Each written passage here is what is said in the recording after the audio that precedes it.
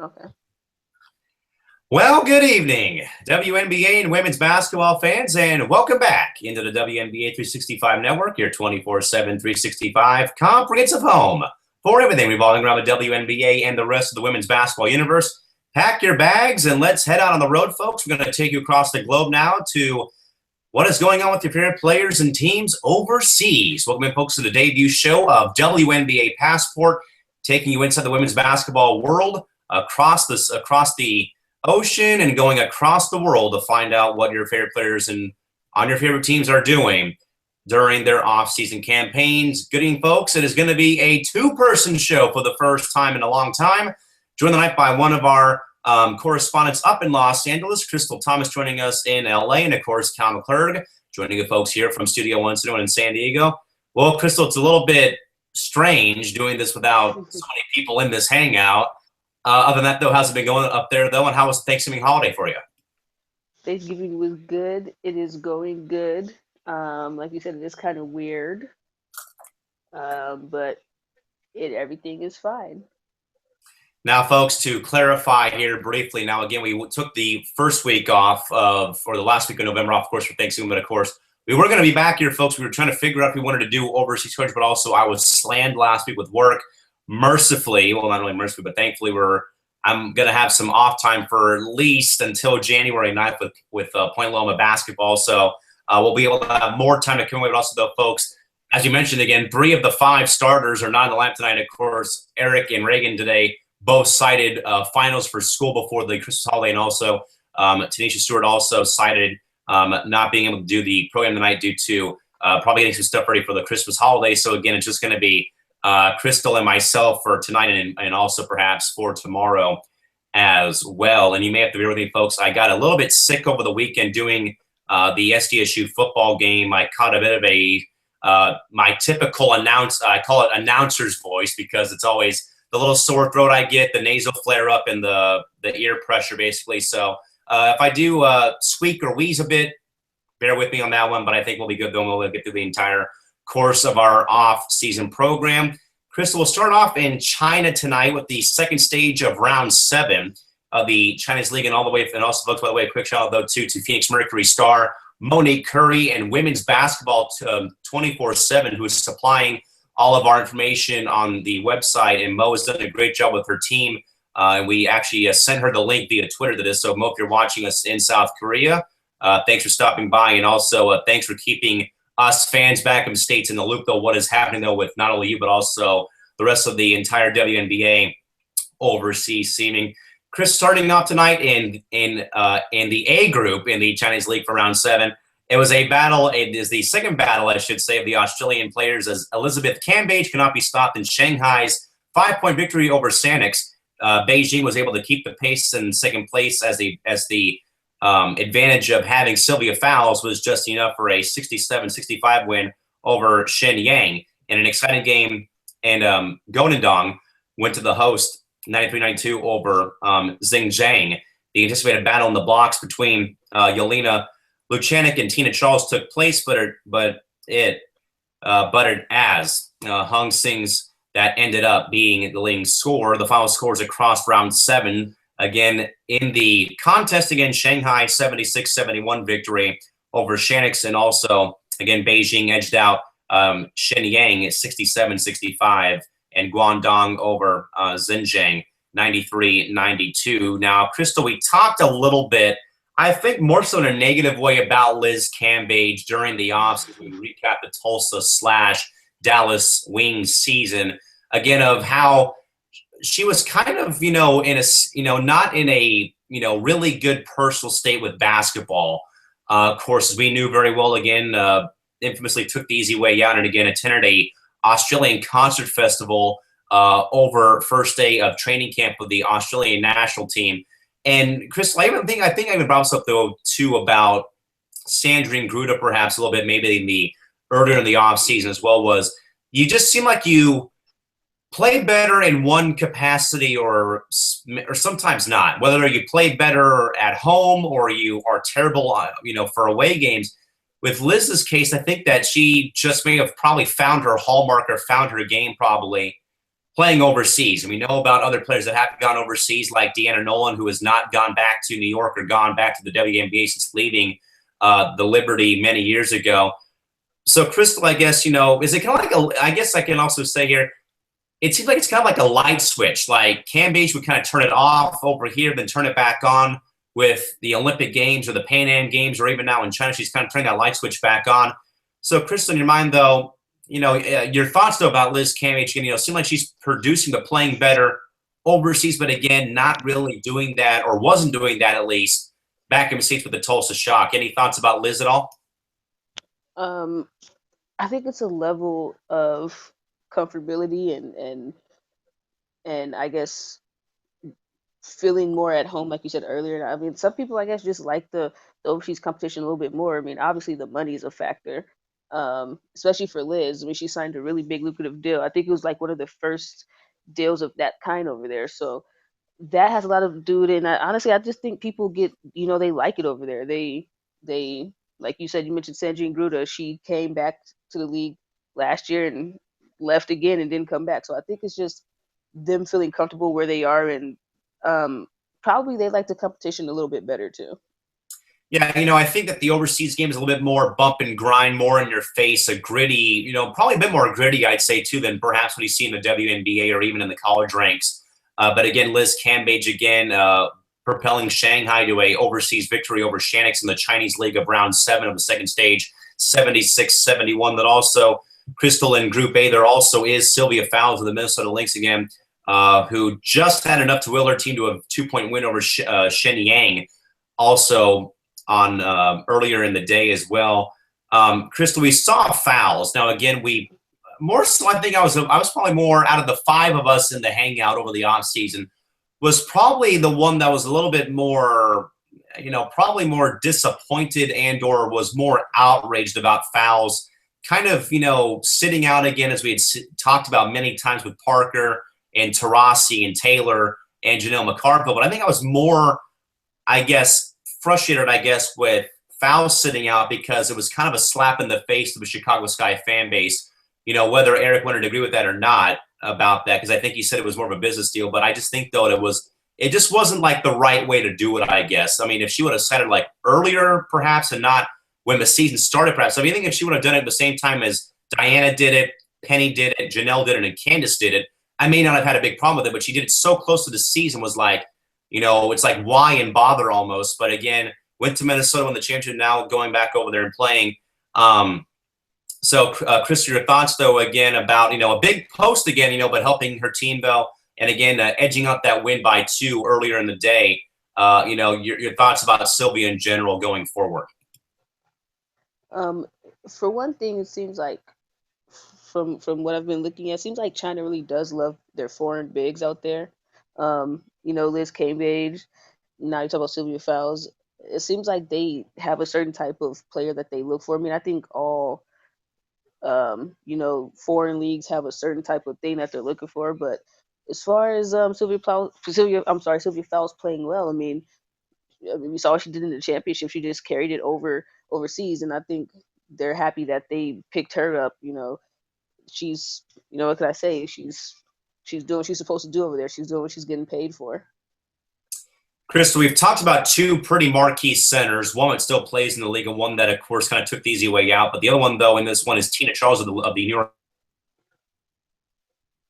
Big matchup tonight against Yelin Luchenka from Gudendong. And again, Gudendong beat Tina's team by 1. Charles, by the way, folks, 24-16 in the game for TC. And Chris, we saw Tina again, like we talked about, though, during the Liberty recap back on November 17th, was how she's kind of gone in a different mode, a different comfort zone since going to New York from that trade with the Sun. And her game has really spoken volumes about how it's been so far for her.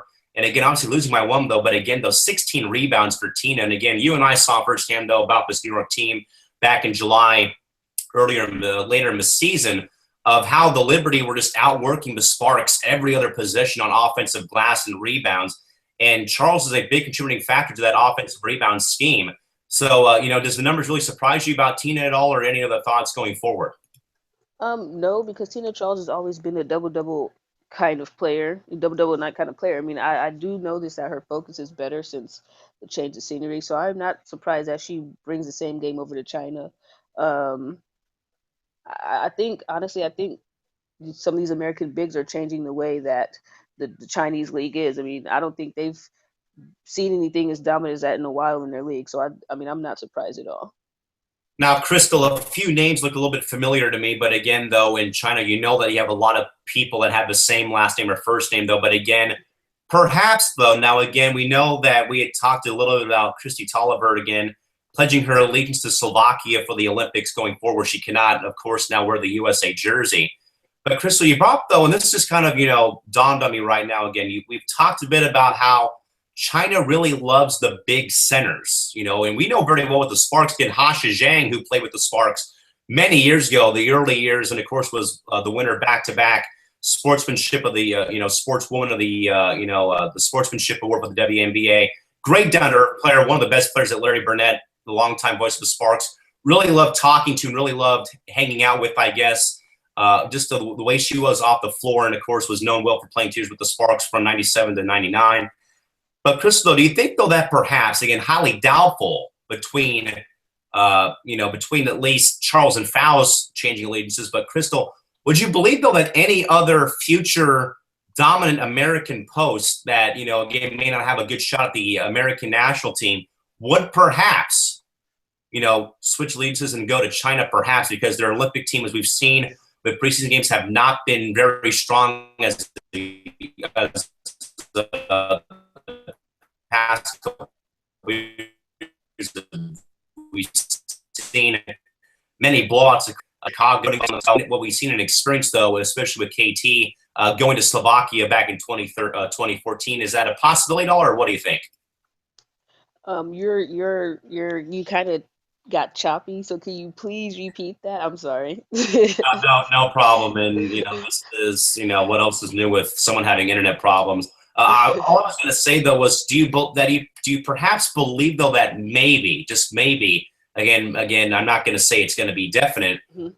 but what a American Post, as we talked about so far on the show, is what they consider kind of probably going down Tolliver's road, perhaps, and maybe if there is no fair shot for the Olympic team, possibly going to China perhaps to help out their Olympic team, because we've seen in the past, Crystal, that team is very, very.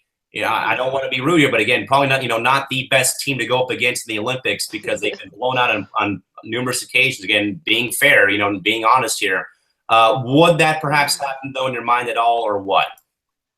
I, are you talking about specifically going to the Chinese national team, or you just talking in general? Because in general, I think more and more people are going to do it. But the Chinese national team, um, it depends on if there's some type of incentive involved with it. I can't say no, can't say yeah. Um, but more and more people, yeah, I mean, it's definitely going to happen. More and more people who aren't American are going to get citizenship for other countries and play on their team. That's going to happen. But China, I can't really say no, but I'm not sure. Yeah, I think it's kind of like, excuse me, folks. I think it's kind of like up in the air, as we said again about again Tolliver again kind of being the first person to really, at least in recent memory, again, switching allegiances from the U.S. to a foreign country. But again, that was the case again with her. Crystal going to the EuroLeague round 6 again, and not much else going on in the Chinese league for Group B, any notable names at least. Checking in on Crystal Langhorn, Shanice Johnson, Nneka Agumake, and Jewel Lloyd. Plenty of other players as well in the EuroLeague, as well with Allie Quigley. Chris, we'll start off here with Johnson and Langhorn, with Good Angels Cacique, who lost their game to ESBVA-LM in overtime, 60-55. Langhorn 20-11, Johnson 14-9 in the effort for Good Angels Cacique. Crystal, I think that we all were a little bit surprised, I think, perhaps, when Langhorn got dealt to Seattle on draft day for the rights for the Mystics to acquire Bria Hartley and Stephanie Dolson, the two dynamic duo from UConn with Gino Ariyama, so on and so forth. But Crystal, when you've kind of seen Langhorn go to Seattle, have you seen anything different in her game, perhaps, again, under, former coach Brian Agler, then, of course, Jenny Busick comes in. So, of course, coaching philosophy changes, of course, which is not the best for a player. When you get to one system, you have to learn a whole new system all over again. Your overall take, though, about how Langhorne may have adapted to those coaching changes, or the coaching change, I should say, up in Seattle. I think she adapted well. I think Crystal Langhorne has always been an under the radar player for many anyway. I mean, she made an All Star game, I believe. I don't know if it was this year or last year. I can't remember exactly, but she's always been a player that has kind of been overlooked, and I think it's because her position, her size. Um, but I mean, she seems to be doing well there. I mean, Crystal Langhorne was a pretty good piece for them, and then now Seattle's just getting younger, so I think her being there and them picking her up was really good for them in that case. Crystal, the other player on the radar here for this first matchup again is Shanice Johnson, again, who was dealt off season by the Stars to the Fever. Johnson 14-9 in the ball game. And, Crystal, Johnson, I believe that was this like Langhorne was kind of like when it was like under the radar moves, like, okay, big whoop. It was a player going to Indiana for draft compensation, basically. And Johnson was really one of those spark plugs off the bench for the Fever, along with Clarendon, to name a couple of them, or at least name one of them off the bench. So, Crystal, with Johnson, still being young at least, kind of going forward, though, what is her value going forward for Indiana for next season, do you think, perhaps, in your mind? Oh, there's no think. I know she's a big piece for them. I mean, Shanice Johnson, in my opinion, probably should have got most improved player. Um, she helped. She's a reason. She's a little bit of the reason why Indiana got to where they did this year. I feel like if she wasn't there, and not saying that they wouldn't have made the playoffs, but I don't think they would have even made it to the finals for sure. But Shanice Johnson, she's valuable. I mean, you can't get rid of her. Yeah, I think she's one of those like untouchable pieces, or a piece that you will not see the Fever move anytime soon with that matchup. But again, folks, that first game again, which featured Langhorne and Johnson, Good Angels Cacique fell to ESBVA LM 60-55 in a overtime game. Moving on to Dynamo Kursk and Nneka Ogwumike, Anita Jiggetson-Zagota, Simone Augustus, and even former Spark Lindsey Harding with Dynamo Kursk, who beat up on Unica Saprone, 98-63. Ogwumike for LA, 20-6 in that ball in the win. Anita Jiggetson-Zagota from Phoenix, 12 points in that game. Simone Augustus with 6 assists, and Lindsey Harding with 5 assists as well in that game.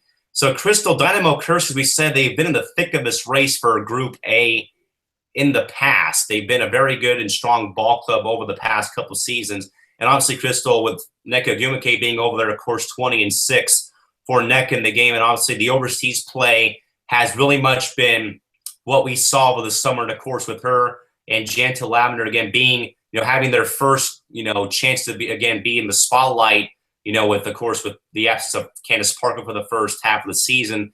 And this is a case, Crystal, of the overs of the regular season, postseason play, the summer season now carrying over. This is something that I think that some players, it's like a light switch where it kind of goes off and on when they play better in one season. Again, just can't translate that game over to the other season. So, Crystal, how has Nneka's play, though, in your mind, from what you've seen at least, has it kind of mirrored 2015 in your mind going forward? Well, first of all, Dynamo Kursk, Dynamo Kursk they look like an all-star team. All those players that you just named over there, they're pretty stacked. But I think Nneka just she's been phenomenal. She's you could tell she's worked on her body, worked on her game, worked on getting better in the offseason. You could really see it. And I think her play overseas and in the summer, you could tell it's translating, which she has to feel great about. Um, you know, I hope she's a free agent this year. Hopefully LA gets her back, which I think they will. But she's like I said, she's been phenomenal. She's playing well overseas, so hopefully it translates in the summertime.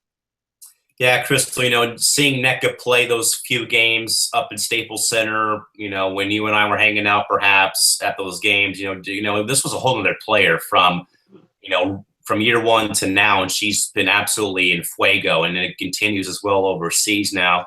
Crystal, obviously, Simone Augustus, of course, as we saw, very emotional after the Lynx won the championship this year at Target Center, of course, with her battling so many injuries over the entire course of the season, dropping 6 times. And, of course, there is, though, Lindsey Harding, Crystal, who, of course, was out of the league this year. again, trying to perhaps take that year off to kind of, regain her composure after what was a very, very lackluster, frustrating, and really disappointing 2014 campaign for her. And also did that summer internship with the Toronto Raptors as well over the summer as well.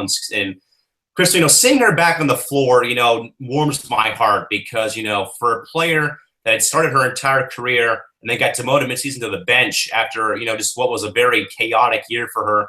And now kind of seeing her kind of get that confidence back now. And, just to see her back, and see her name back on a box score finally is very, very, heartwarming to see, Crystal. Is this kind of like the start of Harding kind of getting herself back on track after what was a very, very, probably a very, disappointing 2014 campaign for her, in your mind? What do you think? Um, I think well, for one thing is, how we were talking about players playing for different national teams. She actually plays for the Turkish national team. I don't know if anyone out there knew that. So we will definitely be seeing her in the Olympics. For two, I think it's good for her. I'm happy to kind of see her playing too. It was kind of sad to see a league without Lindsey Harding. I mean, I for one am a Lindsey Harding fan. I love her defensive intensity. Not many players have that, and so I'm glad she's back on there. I know she has to be feeling good about it too.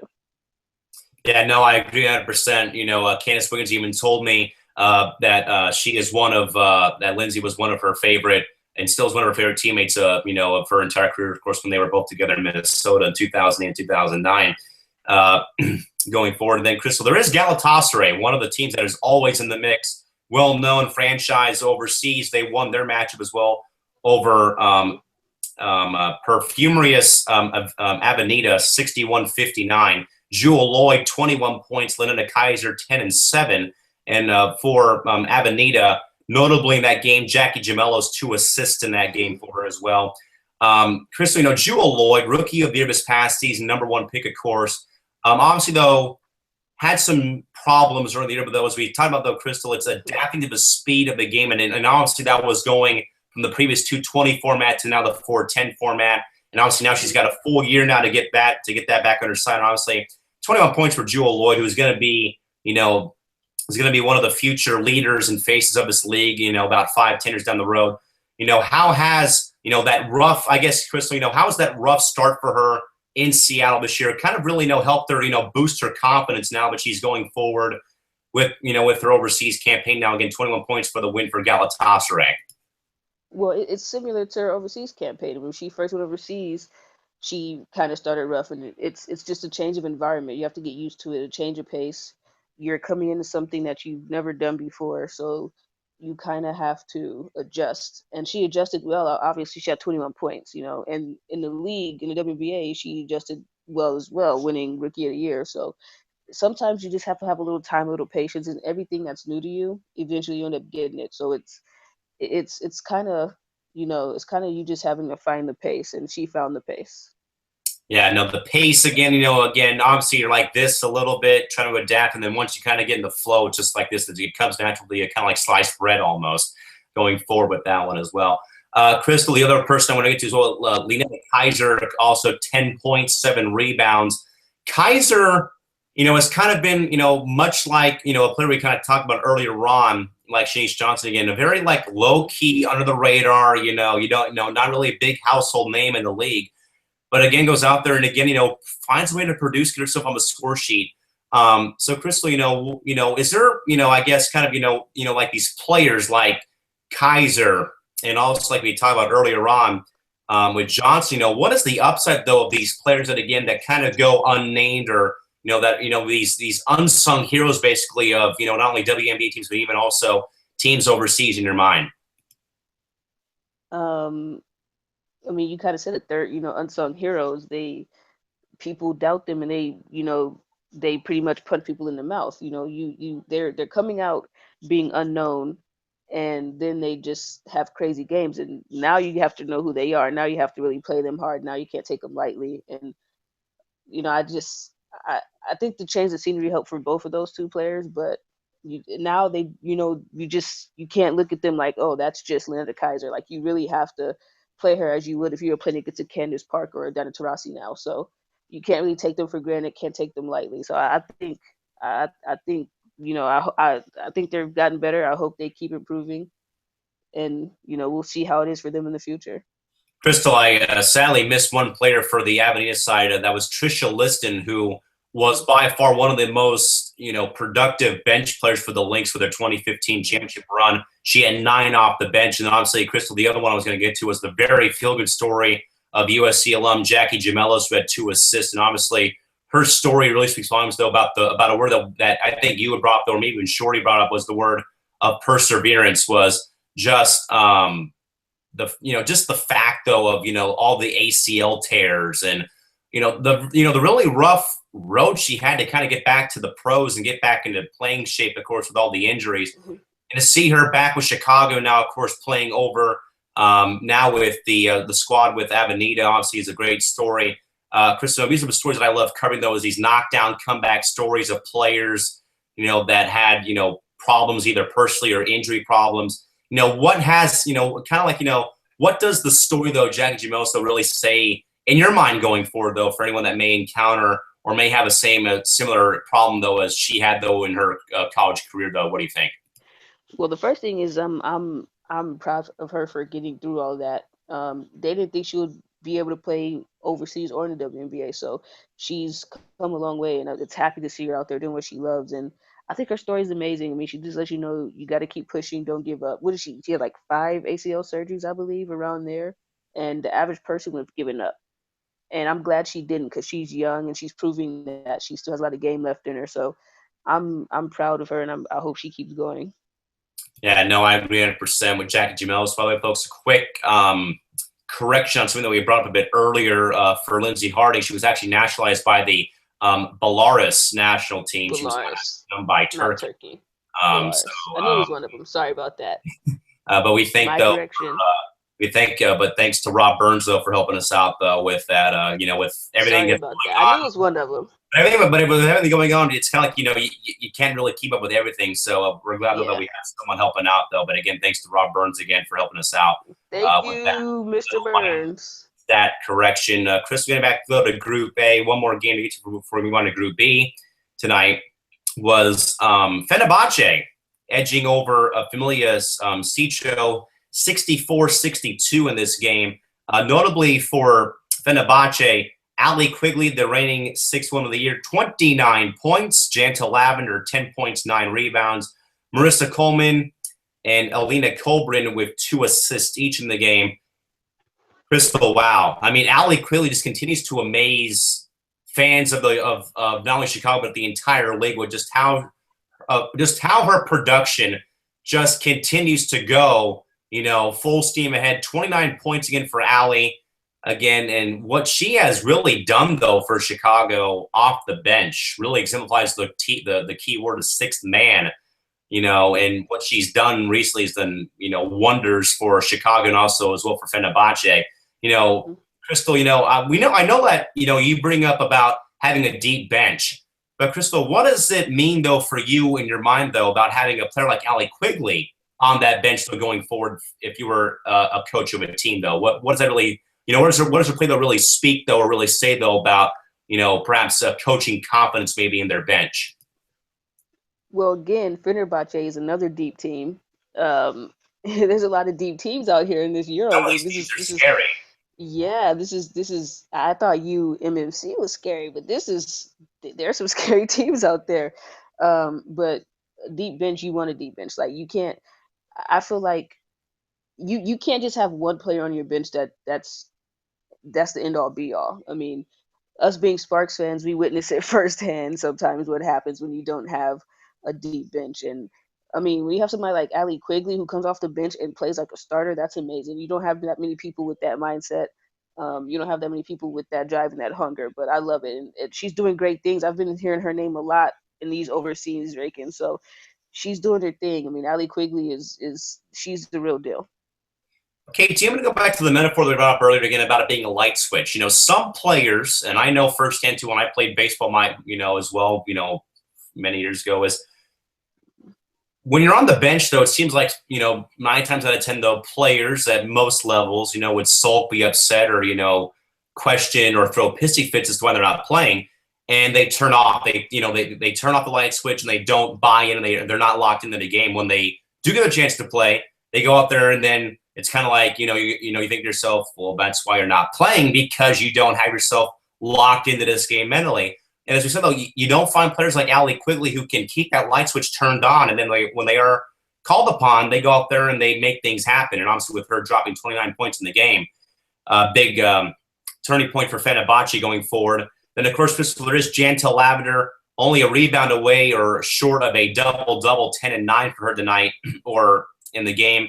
And then Marissa Coleman and Alina Coburn both with 2 assists. So, Chris, we talked about Nneka Agumike earlier on, but then, of course, Jantel Lavender again, who was the league leader in double-doubles before Parker returned mid-season. So obviously, she's one player though that is, I believe, irreplaceable on not just Philly, but I think on any team though that she goes to, because you just can't take away 10 points and 10 rebounds every night off your score sheet and expect to win games going forward, or at least be in the game still, whether you win or lose. So what has she, I guess, meant with her play in the post, and of course getting rebounds and also scoring points though as well. I mean, when the person, especially Gentel, I mean, she's grown so much as a player. It means a lot. I mean, that lets you know she's doing the dirty work. She's out there doing the hard work. She's willing for it. You can't really find players that do the dirty work and the hard work anymore. Everybody wants to play pretty. Everybody wants to, they want to be the name in the limelight. And I think that's why so many people love Gentel. She's never really been a player that wanted to play pretty per se. And I mean, it's big. I mean, the stuff that she does for the team is big. I mean, it's crazy. She was only 1 rebound away, but I don't think Gentel is really worried about her stats individually so much. By the way, folks, the Group A standings for EuroLeague right now: Fenerbahce 5-1, Dynamo Kursk 4-2, Familia Sicho 4-2. They're tied for second place. Galatasaray 4-2. So a three-way tie for second place right now. So a lot of good stuff brewing in Group A of EuroLeague round 6 play going on. Also mistakes as well. ESB VALM 3-3. Good Angels Cacique 2-4. Perfumerias of Avenida 1-5, and Yuka Soprone 1-5. Over in Group B, first game we get to was Wisla Canpack winning by a 70-67 margin over Nadaze. Probably getting all these names wrong, folks, but hopefully improve on these later on. For Nadaze, Duana Bonner 18-8 in the game. Kayla McBride 14 points. Anna Cruz 12, and Daniel Robinson also with 4 for Nadaze, and for Wisla Canpack in the game. Only notable name is Devereaux Peters with 15 and 11 going forward for them. Crystal, Duana Bonner, sort of also was one of the very few players that kind of had to step up their role because of the absence of both Diana Taurasi and Penny Taylor in Phoenix this year. But obviously, we know that Bonner can score, though. I mean, she's been a lethal threat for her pretty much her entire career in the WNBA, and even when she was at Auburn as well in her college days. So, what I guess is your takeaway from Bonner? Again, 18-8, and again, pretty much, regular Duana Bonner numbers that she's put up for pretty much her entire career almost since being drafted. Your thoughts and why? What do I take away from Bonner? I don't really take away anything. I mean, other than she probably has to get a little bit stronger. But other than that, the girl's good. I mean, what can you say? I think she's a lot better than what people thought she was going to be when she came out of Auburn. I think a lot of people didn't think she was going to be as dominant as she is for that team. But I think she's proven a lot of people wrong that Duana Bonner is actually a really good fit for Phoenix. I mean, she's hit a couple of buzzer beaters this year too. So, I mean, the girl's good. Just needs to put a little bit more meat on those bones. Oh, you can say that too about the guy over here as well, perhaps as well. That makes it Crystal, Kayla McBride drops 14, and McBride she's kind of slowly being turned into the franchise player for the Stars, other than Daniel Robinson, because that's a team right now that really doesn't have a real true identity yet right now at this point in time. And, obviously a young gun still learning the game and, of course, adapting to the pace as well going forward. So, I guess, is there room for improvement for McBride going into year 3 next year in your mind going forward? Yes, no, and why? I mean, everybody can always improve. I mean, even the greatest people can still improve. So I mean, I'm not really sure where the room of improvement is, but I'm pretty sure everyone needs to improve. But I think Kayla McBride for years to come is going to be a star for not only San Antonio but in the league. I think she's going to, you know, make a really big name for herself. Folks, looking over the rest of the Group B scoreboard, we're going to try to find some more notable games and names for you real quick. But the other scores in Group B of EuroLeague Round 6 going forward, ZVBZ USK Pra defeated Spar City Lift Girano 68-43. And then Borges defeated Castors Brain at 57-52. And then Crystal, in a pretty shocking upset, you can kind of say, AGU Spore over UMC Katerinburg 68-54 in that ball game. Janelle McCarville notably 14-6 for AGU, and then for Ekaterinburg, my oh my, you had a couple good players, and a couple of players had a pretty rough day at the office. Brittany Griner 21-7, Sandra Little 12-12 for a double-double. Diana Taurasi 4 points, Deanna Nolan 2, and Chrissy Tolliver held scoreless for Egameka in that loss to AGU Spore. Now, Crystal, obviously, Janelle McCarville, as we noted earlier, again, took the year off from the summer season. And obviously, has been a player, though, that has been a pretty lethal weapon inside, and notably for New York and for Minnesota in her career so far. And the W, of course, took the year off. Crystal, what does McCarville's presence, though, in the post really do, though, for any team she does go to, whether it's been in New York for those few years or even in Minnesota now going forward? I'm going to mention this word again. It's going to sound cliche, but the dirty work. Nobody likes to get down and dirty anymore. Like I said, everybody wants to be pretty and they want to play cute and stuff. And then you have these players who just get down to the nitty gritty, and they want to win in any by any means. And I think that's what Janelle McCarville brings to any team, especially her team overseas.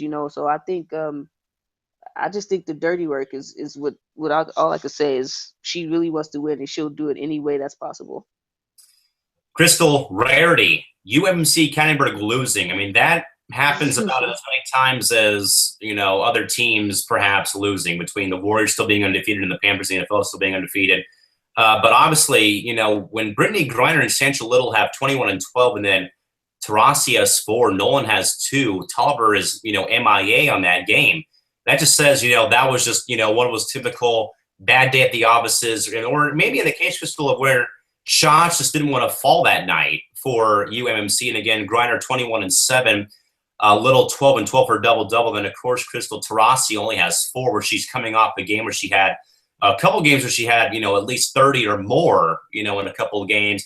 And then, of course, Nolan only has 2, and then Tolliver has no points. So again, obviously, perhaps one of those, one of those like lackluster, rough day at the office type of games for a game cop. But again, what was I kind of say, though, Crystal, again, that, Griner and Little have big games, but again, though, other than them, no one really decided to shoot the ball very well in that game. Yeah, I mean, I've watched a few UMMC games, and I've noticed, I don't know what it is. I mean, there's a lot of timidness coming from certain players, and I don't know if it's just they can't get comfortable. I don't know if it's just because of the roster. I don't know if it's them trying to figure some kind of lineup out, but it's a rarity for sure. Them losing is kind of like when Michael Jackson died. It was a surprise for everyone. So you kind of got to get used to it, but hopefully they keep their heads high. They don't harp on it too long. But I'm expecting them to still win it all. I mean, they're just a really good team. I mean, but that lets you know they're not immortal, so anything can happen in this game. It's still shocking though. Yeah, no, exactly. I mean, that just shows you again that that they're not a invincible team. They're not going to go undefeated and win the whole thing. These standings, by the way, in Group B, folks, Katerinburg still on top 5-1, but then after that, it's a 3-way tie between ZVVZ, USK Pro 4-2. Nataze 4-2, and AGU Spore 4-2. After that's a big drop off to Castors Brain 2-4, Borges 2-4, Whistler Campak 2-4, and Sparsity Lift Gernona 1-5 in an 8th place right now in the EuroLeague standings. And then over to wrap up our coverage for the night is Euro Cup Round 4 for Group A. Checking in some of the players over there briefly between the first match we'll get to between Adana Aske and Pai Stanke Kajay, that game finishing 72-63 for Pastanke in that ball game. Notably for the Adonis side, Amanda Zowie B out of Dallas, 10-8 in the game, and also as well Erica DeSouza with 6 points in that game for the Adonis side. And obviously, Crystal, this was probably a year where maybe Tulsa probably regretted that #2 pick with Amanda Zowie B again. How saw very limited minutes and again was very unproductive in the game she played in. Of course, had a lot of obviously rookie mental mistakes, but again that I believe will be cleaned up though later on. But again, they're trying to find her groove back over in Euro Cup right now, 10-8, and of course Erica DeSouza is still playing with 6 points in the game for her. But Crystal, going forward though, with Amanda Zalabi specifically though, obviously yes, rough rookie season, but again though, what rookie doesn't have a bit of a rookie slump or a tough year with their first year in the pros? So what do you believe though going forward though? I guess, does Amanda use this overseas season as kind of a confidence booster to get herself back in the right frame of mind, right frame of mind for 2016 in your mind going forward? Yeah, I think she does. Um, I think she's going to see her progress. That's all a lot of young players need is just to see their progress in a league, and then especially if it's overseas or if it's a league as far as the WNBA. As long as they see their progress, I think that builds their confidence. And when she comes back from being overseas, I think her confidence and her game are going to be through the roof. That's all they need to see is to see their level go up, their production level go up. That's all that happens. So that's all that builds confidence. All your hard work is not lost, and you can actually see it come to fruition. So I think it's going to work for her. Wrapping up Group A coverage of Euro Cup round 3 will be Sparta 109-58 in that game. Emma Meeseman 19-6, and for Beskitas, Kathy Pondexter 13-6 for Beskitas in the lopsided loss to Spartica MR. Crystal, we talked about Meeseman with the Mystics, and obviously under the radar, but right now becoming a very, very popular player in DC right now of how she's played with Washington going forward. Again, 19-6 for Spartica MR in the victory lopsided affair. But again, what have you seen though from Meeseman in the games that you may have seen on live access or even against Los Angeles? So how she's really pretty much been one of those other dirty work posts that we've kind of talked about so far on the show tonight. Your thoughts and why? I like Meeseman. She kind of came out of nowhere, which is even better, which is even cooler. And like you said, dirty work post. It's probably going to sound cliche after a while, but that's what we love from post players. We love to see them do the dirty work. We love for them to see them to get dirty, and I just think her game's going to elevate. She's young. She hasn't even reached her prime yet. So imagine when she reaches her prime. Imagine the numbers that she's going to bring to that team in the future. So it's just a scary thought, and I'm glad that I'm not a post player and I don't have to deal with her. Crystal, again, Kathy Pondexter for Beskitas, again, 13-6. Again, they got drubbed 109-15 in that game. Obviously, we've kind of talked about Cap again and the age factor kind of getting to her slowly, again, injuries as well. But again, I think though that the homecoming for her was kind of sweet to kind of go back to Chicago where she's originally from. But also, the overseas play for at least this game again, rough. Again, she had a good game first, again, 13-6, but again, though, rough way to go down again, 109-15 again, the final score in that game. But also, though, Crystal, your thoughts though about Cap going forward though in your mind? I think Cappy will be okay. Like you said, she is on a little bit of a decline. Age is a factor, but I think for the most part, next year Cappy will be okay. I think she'll um, be a little bit more healthy. I think she'll be fine. It's kind of sad when you see your favorite players age because you don't want to see them in that capacity. You're used to seeing them a certain way, but I think Cappy will be okay. I think going to Chicago was perfect for her, even though it was through a trade and not really, a signing. But I think that was a perfect match. Who doesn't want to go home and see their family? So I think she did well. I think she's gonna be better, and hopefully she can stay healthy. Yeah, hopefully the health can stay on the good side for Cap going forward. Another game to get to in Group B. Adro Spor and TTT Riga. That game finishing 80-70 in favor of Ordu Spor in that game. Jelena Malovanovic, 33-7 for her in the game, and also Courtney Vandersloot, 11-7 with 12 dimes for her in the game going forward. Crystal, Vandersloot, has been another player that we love talking about on the network. Of course, a very good fan favorite in Chicago. She's been a very, very good player out of Gonzaga. And also, she's one of those players, well, that you can start or sit and bring her off the bench, and she can still produce, like a well-oiled machine, like she can be sometimes. What has her play been like, in your mind going forward, perhaps from what she's carried over from the summer to now?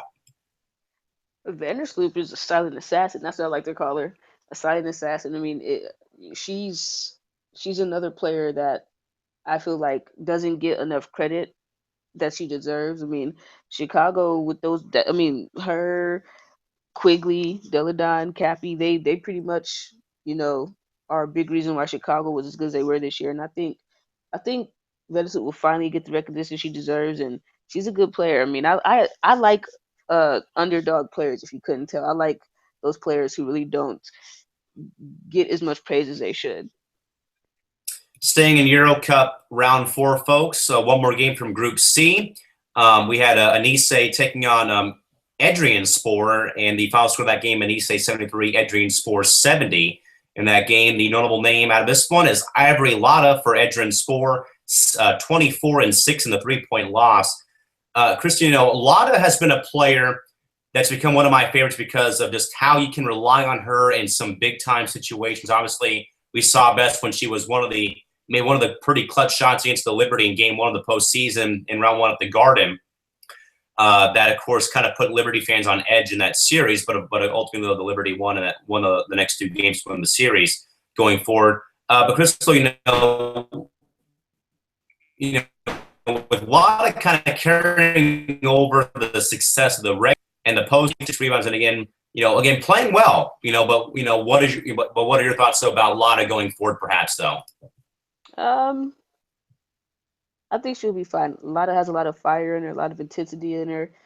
Uh, she's a player that will always give you 100% in no matter what situation. I mean, she never gives up, and I love that about her. I mean, it's kind of hard to find a player. You could be down 60, and Ivy Lotta is still gonna be playing like they're up by a million. So I like that, and I think they'll be fine. I like her fire, I like her tenacity. She's a feisty player, but you need feisty in the league.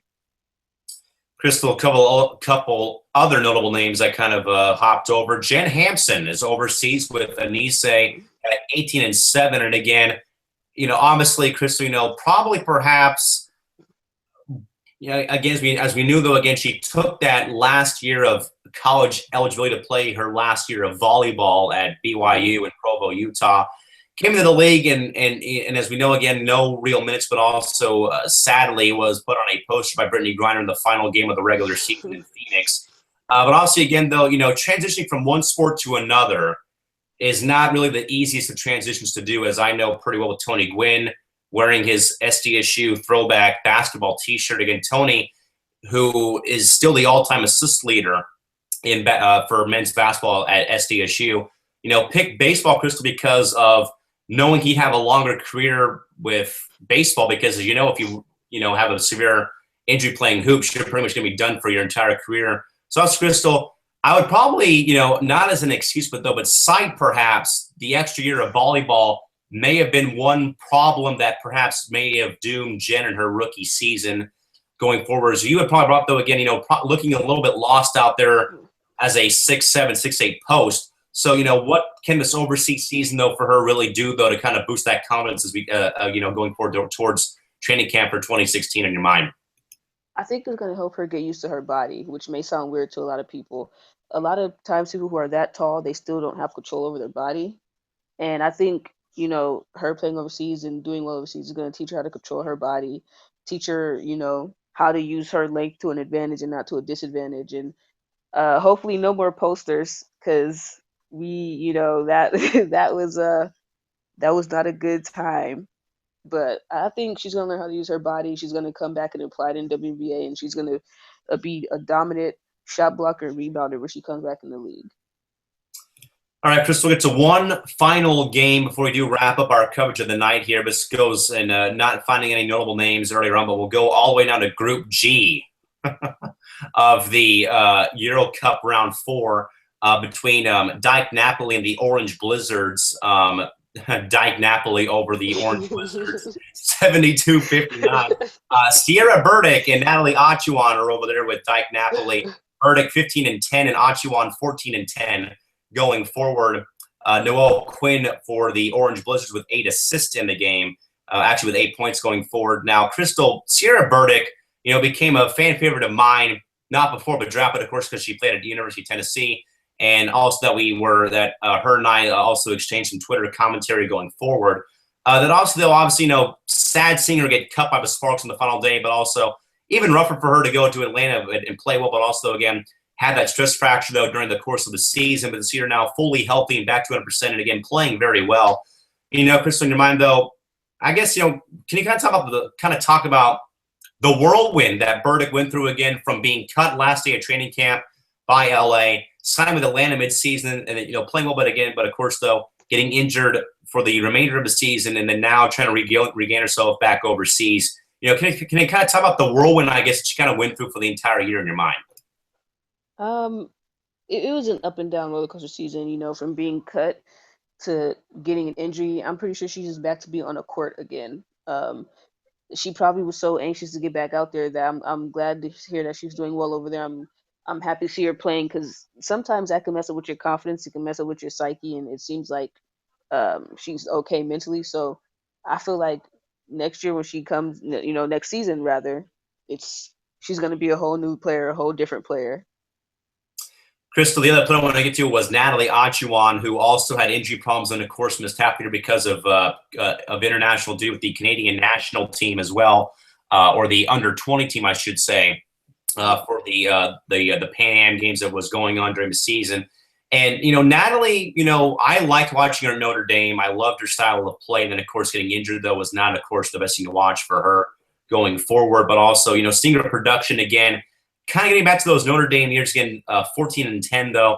So so I guess obviously between the injury that she had now, so obviously where does her ceiling level kind of climb to now in your mind going forward with how she's played since the regular season and even back in the games for Canada in your mind?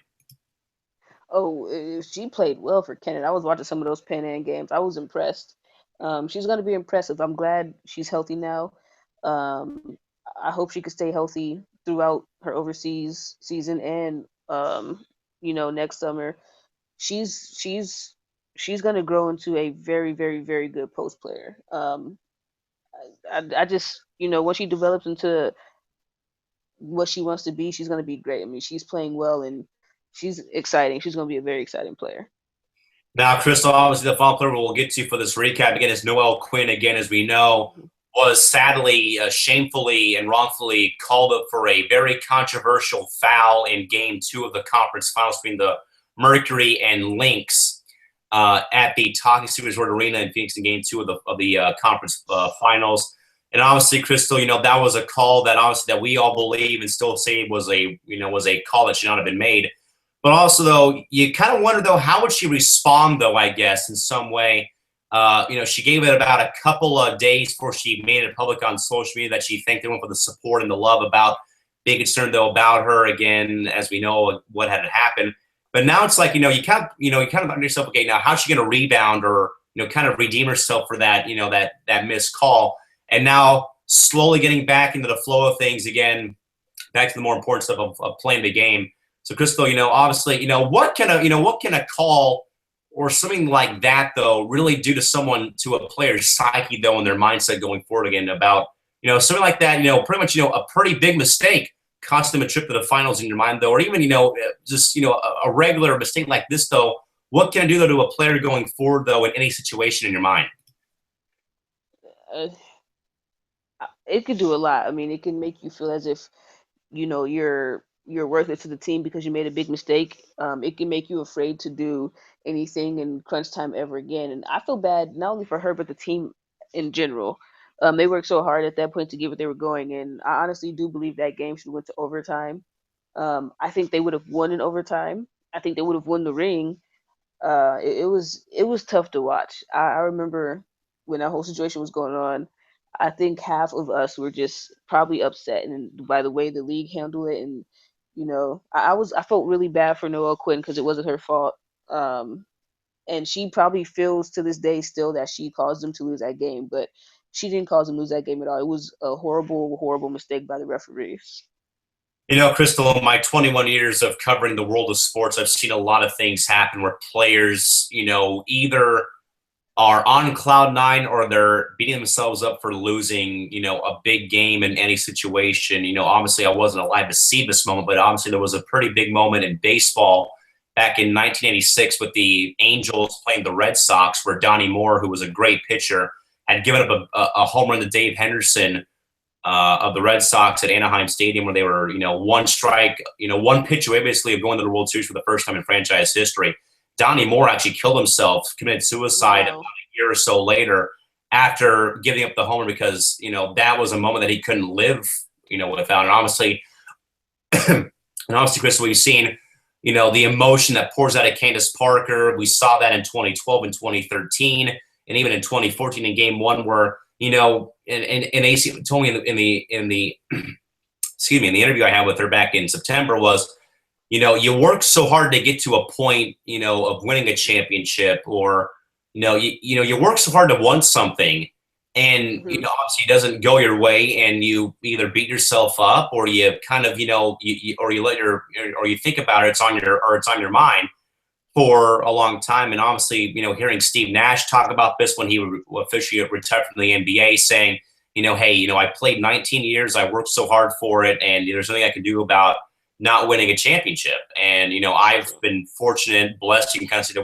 win 3 championships, two as a player, one as a broadcast and media member, and you know, and I've lost games, for my team. I've had, and I've had other players that have lost games for teams I was playing on. And sometimes it's like, yeah, we lost, or there's other times where it's a big game. And, Hmm. and I can recall best, Crystal, the last ever game I played when I was in high school, 3 years ago. I had a lead. We were winning, and I came in to pitch the last inning, and we were up by 2 runs, and I gave up a walk off grand slam, and all I recall doing is when that happened was, kind of being like Candace Parker, just letting the emotion pour out of me, like, that's how you're going to be remembered when your career's all set in stone. Is you're going to be remembered for giving up a walk off home run in your last ever game as a in high school or as a player. And that's what I still think about to this day is, I could have done something different to better the situation perhaps, or I could have done something better to get out of the inning before that had happened. But, hey, it kind of is what it is. Now, folks, kind of get to our upcoming schedule. Now, folks, will be on the air all week, but Thursday, because I do have to work a soccer game on Thursday. Again, there won't be any basketball for you folks until January 9th. Yikes, 33 days away until our next basketball game on the channel. So I told the team tonight that as of now, we're going to go to a specific actual schedule right now. So it's going to be an alternating program lineup between the overseas show and our WNBA our college show. But right now, we're going to be probably going for Monday, Tuesday, Wednesday shows will strictly be for overseas. Then the weekend shows of Thursday and Friday will be our college shows.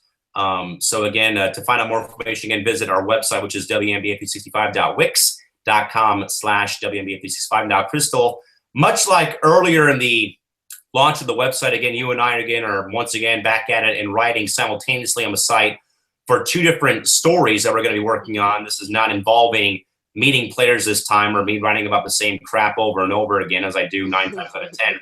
But Crystal, I know that yours is in the works, as is mine. But what will your upcoming story feature for the folks that kind of want to get a small little sneak peek about what's going to be coming up pretty soon? Um, my upcoming story is a problem. Not really a problem, but I've heard about this a lot. I've experienced this firsthand. Um, it is about a lot of women who are involved in the game, whether it be coaching or playing, not watching the women's game. And it's a problem because you never hear a man who wants to be a professional basketball player never watch his craft to perfect his craft. So that's kind of what I'm writing right now. Um, still trying to get the words out properly. But that's pretty much what it's going to be about. And folks, the story I'm working on actually is about what I'm doing in this chair right now, because a lot of people know about what I do as a broadcaster announcer, but do you guys know the toll it takes though on the body, in the voice going forward, and what kind of lifestyle does a actual announcer live? Well, I'll give you the insight on my next story, which is going to be called "Wanted Dead or Alive." The life of a announcer going forward, and what really do I go through on a day-to-day basis with this job that I do, not just on here, but also going forward with 6 other teams I work for with announcing their games as well. With that though, folks, we're coming in for a landing here on WNBA Passport, our debut show again, taking you around the globe to update you on your favorite players and teams and what's going on with your favorite players during the offseason. With that though, folks, until tomorrow night with more Passport coverage of the overseas seasons. Please have a safe night. Drive home safely. Thanks for stopping by and joining us. And good night now. And we'll see you folks back here again tomorrow night, back here at 10 o'clock PST here on the WNBA 365 Network. We have a WNBA covering the WNBA and the rest of the women's basketball landscape. For Crystal Thomas up in Los Angeles, Cal McClure down here in San Diego. We'll see you folks back here tomorrow night. Take care. Bye-bye.